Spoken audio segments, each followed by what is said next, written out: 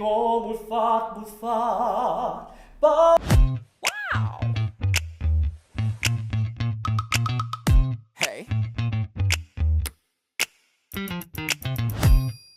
大家好，歡迎翻嚟國風教唱歌嘅教學頻道。大家唱歌嘅時候，或者聽好多唔同歌手唱歌嘅時候，都會聽到一個音，就係震音。咁究竟你覺得震音係咪好過時呢？我話俾你聽，絕對唔過時嘅，睇下你點震嘅啫。如果你震音震到可笑是我沒法不想，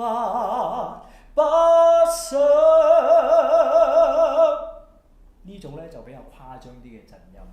其實震音一啲都唔難學嘅，只要穩定你嘅氣息，放鬆你嘅喉嚨，震音就自然會走出嚟㗎啦。嗱，你唔好話俾我聽，你震音係咁樣嘅喎。呢種叫手動震音啊，傻豬！手動震音我哋有啲咩啊？樂器會有用啦，係咪？吉他有啲樂手會將個音一彈就手動震音啦。小提琴亦都會㗎啦。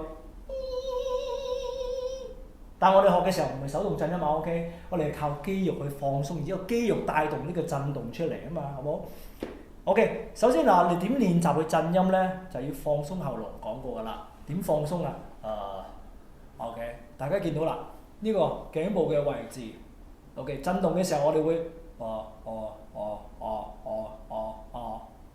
喂，唔係喎，國峰老師啊，我都係摸索唔到喎。或者咁樣啦，試下用兩個嘅音階去練習呢個震音啦。揾兩個音階先。OK， 大家試一齊哼啦。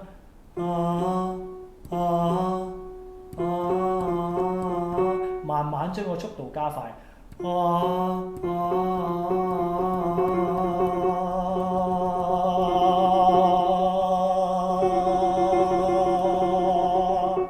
你嘅震音自然會走出嚟啦。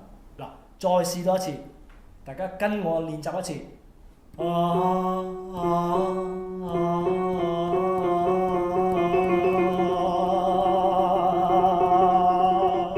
其實冬天咧容易做啲嘅，因為冬天要打冷震啊嘛。不過咁講啦，震音其實有啲咩好處咧？譬如你拉長音嘅時候，你往往覺得哇，如果拉長嘅音，喂，好似冇乜層次，成件事好唔豐富喎。咁咪加啲震音落去咯，但係個動作或者個力度唔好太多。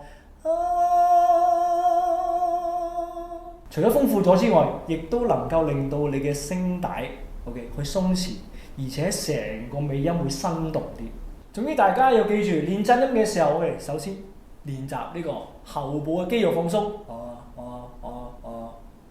再試下用兩個嘅音階去練習。